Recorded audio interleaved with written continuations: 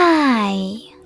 In front of me is Samsung Galaxy S23 Ultra, and today I would like to show you how you can switch on or off fast wireless charging on this device.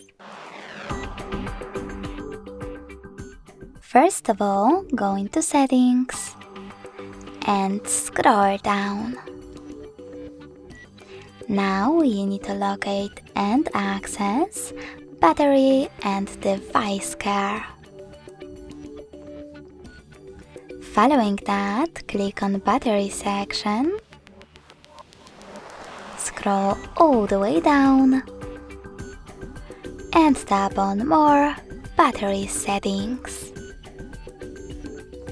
Lastly, scroll down one more time and tap on this switcher next to Fast Wireless Charging.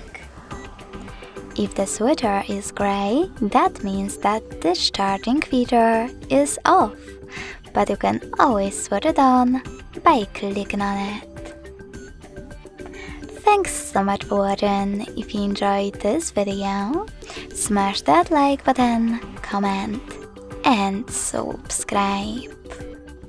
Bye!